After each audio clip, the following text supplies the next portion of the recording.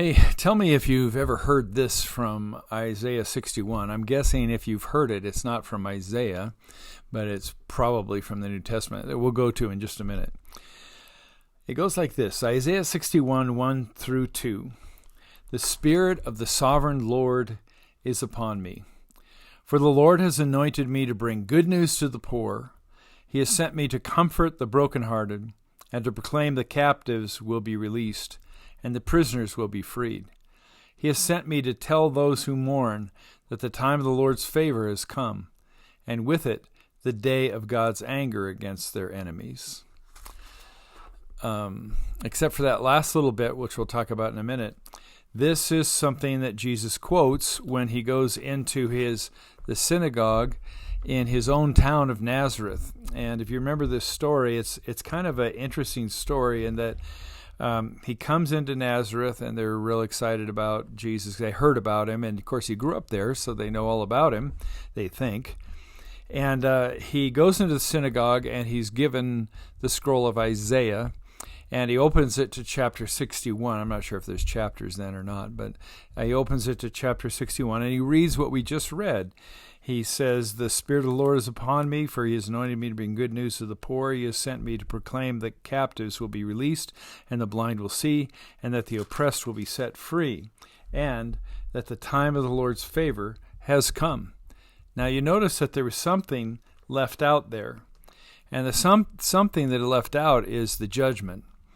And I think that's because the judgment's going to be on Jesus on the cross. But then they like that. They like that, hey, this guy's... Basically, that's a passage that only the Messiah would be saying. So they get it. He's saying he's the Messiah. He says that today this has been fulfilled in your hearing. And then they're all excited. But then he says, undoubtedly you will say, physician, heal yourself, meaning, do here what you did in other places.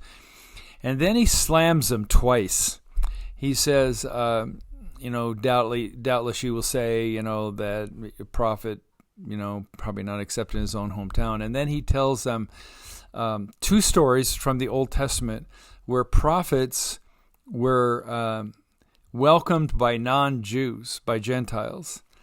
And they get it, that he's saying he's coming to everybody, not just them, and they aren't special.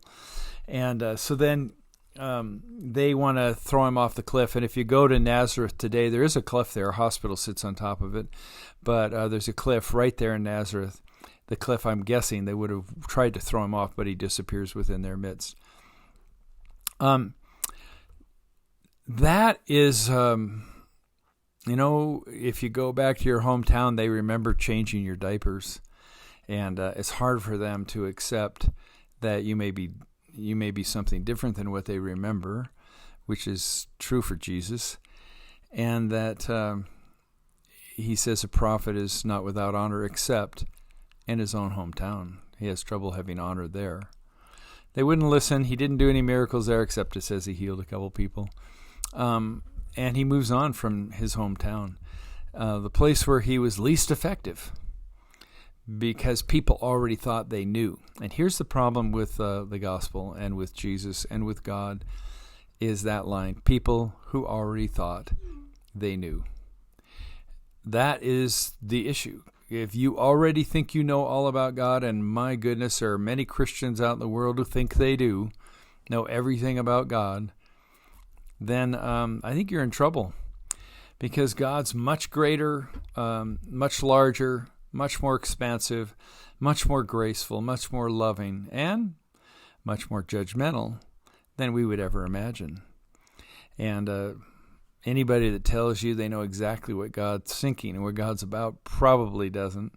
And those who come at it with humility and say, well, I know God loves me, and it's pretty great, but that's what I know. And I know that he wants me to love others, forgive others, as we have been forgiven. That's pretty good. That's quite a lot. And if you have faith to believe in Jesus Christ, that's supremely what there is. So I hope you have a great day, and God bless.